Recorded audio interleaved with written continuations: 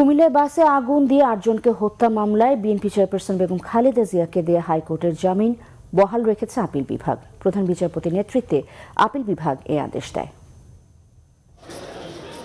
কুমিল্লার ১৪ গ্রামে বাসে আগুন দিয়ে মানুষ হত্যার ঘটনায় করা মামলায় বিএনপি চেয়ারপারসন বেগম খালেদা জিয়াকে ৬ মাসের অন্তর্বর্তীকালীন জামিন দিয়েছিল হাইকোর্ট। এর বিরুদ্ধে রাষ্ট্রপক্ষ আবেদন করলে জামিন স্থগিত করে আপিল বিভাগে শুনানিতে পাঠায় চেম্বার আদালত। প্রধান বিচারপতির নেতৃত্বে ৪ সদস্যের আপিল বিভাগে রবিবার উভয় পক্ষ শুনানি করে।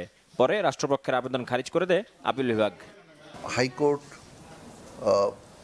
রুল দিয়ে অন্তর্বর্তীকালীন জামিন দিয়েছিল, সেই জামিনের বিরুদ্ধে আমরা আপিল বিভাগে গিয়েছিলাম। তো আজকে আপিল বিভাগও হাইকোর্ট বিভাগের এই সিদ্ধান্ত বহাল রেখেছে। বেগম খালেদা জিয়ার আইনজীবীরা অভিযোগ করেন, রাজনৈতিক কারণেই তার জামিনের বিরুদ্ধে একের পর এক আদালতে যাচ্ছে রাষ্ট্রপক্ষ। এই মামলাটাও হাইকোর্ট আমাদেরকে ইতিপূর্বে জামিন দিয়েছিল। আপিল বিভাগ সেটা পুনঃশুনানির জন্য অর্থাৎ জুরিডিকশনের ব্যাপারে পাঠিয়েছিল। পাঠাবার পরে আবার সেটা নিম্ন আদালতে গেল।